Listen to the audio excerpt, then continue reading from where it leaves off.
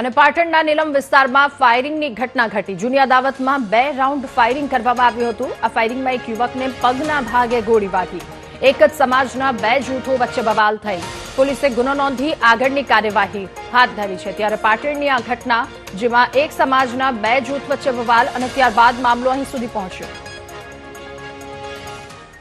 પાટણ શહેરના નીલમ સિનેમા વિસ્તારની અંદર ધોળા દિવસે અત્યારે ફાયરિંગની ઘટના બની છે। દ્રશ્યો બતાવવા માંગીશ કે જે રીતે અત્યારે ધોળા દિવસે નીલમ સિનેમા વિસ્તારની અંદર ફાયરિંગની ઘટના બની છે, જેને લઈને પાટણ જિલ્લાની પોલીસ અત્યારે જે રીતે સ્થળ ઉપર છે સઘન ચેકિંગ કરી રહી છે। સૌથી મહત્વની બાબત છે કે જે રીતે અત્યારે એસપી, એસઓજી, એલસીબી સહિતનો પોલીસ કાફલો અહીંયા છે। જે રીતે ગાડીના દ્રશ્યો જોઈ શકાય છે કે જે ગાડી ઉપર જે રીતે ઘાતકી રીતે ગોળીના જે 2 રાઉન્ડ ફાયરિંગ કરવામાં આવ્યા છે, જેની અંદર એક યુવક ગંભીર રીતે ઘાયલ થયો છે। એટલે કહી શકાય કે જે રીતે જૂની અદાવતની અંદર અત્યારે ફાયરિંગની ઘટના બની છે, જેને લઈને સમગ્ર પાટણ જિલ્લાની અંદર હાહાપો મચી ગયો છે। કારણ કે ધોળા દિવસે જે રીતે ફાયરિંગની ઘટના બની છે અને આ જ ફાયરિંગની ઘટનાને લઈને સમગ્ર પાટણ શહેર અત્યારે અચંબામાં મુકાઈ ગયું છે। કારણ કે ધોળા દિવસે જે રીતે ફાયરિંગની ઘટના બની છે, જૂના અદાવતમાં જે રીતે ફાયરિંગ કરવામાં આવ્યું છે, 2 રાઉન્ડ ફાયરિંગ કરવામાં આવ્યું છે, જેની અંદર ગંભીર જે રીતે ઘાયલ થયો છે યુવક, તેને સારવાર અર્થે ખાનગી હોસ્પિટલમાં ખસેડવામાં આવ્યો છે। અને પોલીસે જે ફરાર આરોપીઓ જે ફાયરિંગ કર્યું છે તેઓને